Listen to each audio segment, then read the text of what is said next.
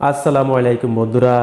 Electric কেতলি রিপেয়ারের কয়েকটি video আপনাদের সাথে শেয়ার করেছি, আরও একটি ভিডিও আপনাদের সাথে শেয়ার করব।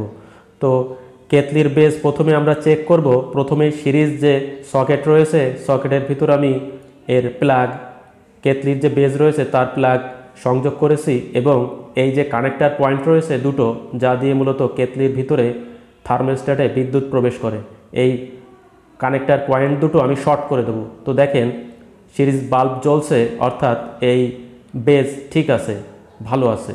এবং এই কেতলিটি এভাবে যদি রাখা হয় বেজের উপরে, তাহলে ইন্ডিকেটার জ্বলছে না এবং সিরিজ ল্যাম্প জ্বলছে না।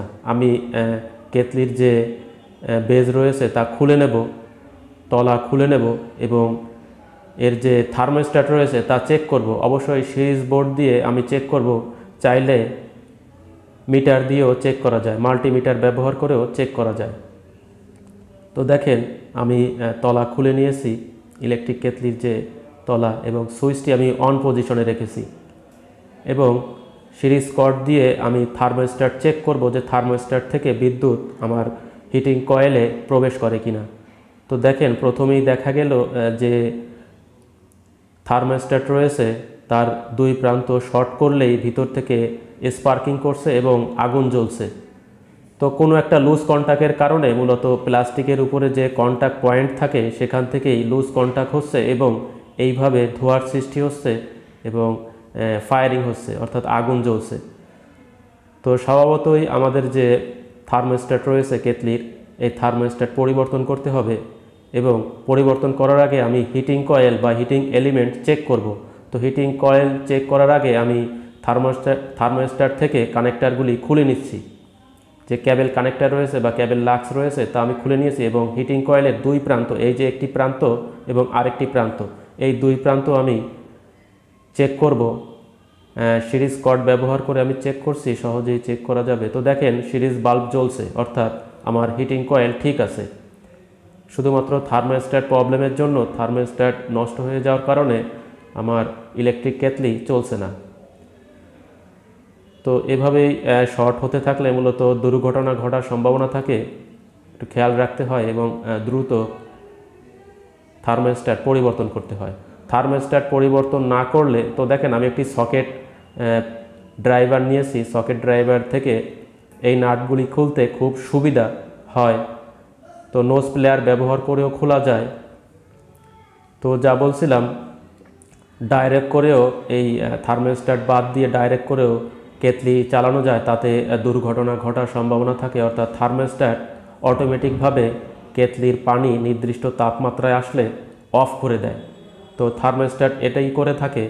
যদি ডাইরেক্ট করা হয় তাহলে অটোমেটিক অফ হয় না, কেতলি চলতেই থাকবে, যতক্ষণ মূলত বিদ্যুৎ থাকবে কেতলি চলবে। এভাবে করতে থাকলে যদি খেয়াল না থাকে, পানি হিট দিয়ে কোথাও চলে যাওয়া হয় বা অন্যমনস্ক হলে কেতলির তলা পুড়ে নষ্ট হয়ে যাবে। তো দেখেন থার্মোস্ট্যাটটি পুড়ে গেছে, পরিবর্তন করতে হবে। তো কখনোই ইলেকট্রিক কেতলি ডাইরেক্টভাবে চালানো ঠিক না, থার্মোস্ট্যাট ব্যবহার করেই ইলেকট্রিক কেতলি ব্যবহার করলে ভালো হয়। তো আমরা থার্মোস্ট্যাট পরিবর্তন করব। মার্কেট হতে আমরা একটি থার্মোস্ট্যাট কিনে নিয়ে আসছি, যা মূলত আমাদের কাছ থেকে 70 টাকা নিয়েছে। তো একই মডেলের থার্মোস্ট্যাট হতে হবে, কিন্তু এখানে দুটি বাইমেটালিক পাত রয়েছে, বাইমেটালিক স্ট্রিপ রয়েছে এবং পূর্বেরটিতে একটি ছিল। কোনো সমস্যা হবে না, এতে ভালোই হবে। এবং এর যে স্ক্রু বা নাট স্ক্রুর যে পয়েন্টগুলো অ্যাকুরেট রয়েছে, যাতে আমরা সুন্দরভাবে ফিটিং করতে পারি। তো দেখেন এই যে আমি এইভাবে মেপে নিয়ে আসছি, আমার স্ক্রুগুলি বা নাটগুলি এইভাবে এখানে আটকে যাবে বা ফিটিং করা যাবে। তো খুব সহজেই, কোনো জটিলতা নেই, খুব সহজেই আপনি এভাবে ধরে এই যে ফিটিং করে দেবেন এবং এর যে ছোট ছোট নাট ছিল তা এখানে আটকিয়ে টাইট করে দেবেন। তো যথেষ্ট পরিমাণ টাইট করতে হবে যাতে নড়াচড়া না করে। এবং কেতলির যে বেজ হিটিং এলিমেন্ট রয়েছে, এই হিটিং এলিমেন্টের সাথে থার্মোস্ট্যাট খুব ভালোভাবে জুড়ে থাকবে, যাতে নির্দিষ্ট তাপমাত্রায় পানি গরম হলে থার্মোস্ট্যাট নিজে থেকেই অফ করে দেয়, বিদ্যুৎ অফ করে দেয় বা পাওয়ার সাপ্লাই অফ করে দেয় এবং আমাদের কেতলিটি সুরক্ষিত থাকে। তো অটোমেটিকভাবে অফ করার জন্য মূলত এই থার্মোস্ট্যাট কাজ করে।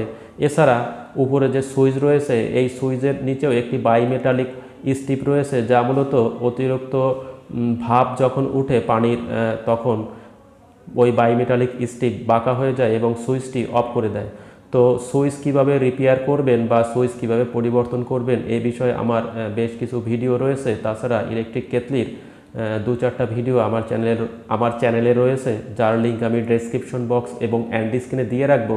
আপনারা কষ্ট করে দেখে নেবেন এবং একটি ভিডিও দেখে আপনারা ইলেকট্রিক কেটলির সম্পূর্ণ কাজ বুঝতে পারবেন না, যেহেতু এখানে আমি থার্মোস্ট্যাট পরিবর্তন করছি। শুধুমাত্র থার্মোস্ট্যাট পরিবর্তন করার যে প্রক্রিয়া সেটি আপনারা দেখতে পারবেন। তো অন্য ভিডিওগুলোই আপনারা দেখবেন, তাহলে ইলেকট্রিক কেটলির বিভিন্ন সমস্যার আপনারা সমাধান করতে পারবেন। তো আমি থার্মোস্ট্যাটের যে কানেক্টর পয়েন্ট রয়েছে তার সাথে যে লাক্স ইলেকট্রিক ক্যাবেলের যে লাক্স বা ক্লিপ রয়েছে তা সংযোগ করে দিয়েছি। এ পর্যায়ে আমি একটু চেক করব যে আমার থার্মোস্ট্যাট যেটি আমি সেটিং করলাম সেটি ঠিক আছে কিনা। তো দেখেন আমার বাল্ব জ্বলছে, সিরিজ বাল্ব জ্বলছে। তো এবার ঠিক আছে, কোনো সমস্যা নেই। এই সাইডেও জ্বলবে। দুটি এই যে রাউন্ড দেখছেন, রাউন্ড যে চুড়ি, এই চুড়ির সাথেই মূলত নিচের যে কানেক্টর রয়েছে, বেজের যে কানেক্টর যুক্ত হয়, এইভাবেই মূলত থার্মোস্ট্যাট থেকে হিটিং কয়েলে বিদ্যুৎ প্রবেশ করে। তো আমি ইন্ডিকেটর যে বাতি বা পাইলট যে ল্যাম্প রয়েছে তা সংযোগ করে দিচ্ছি, এখানে ফিটিং করে দিচ্ছি এবং এর যে তলা রয়েছে সুন্দরভাবে আমি স্ক্রু দিয়ে আটকিয়ে দেব।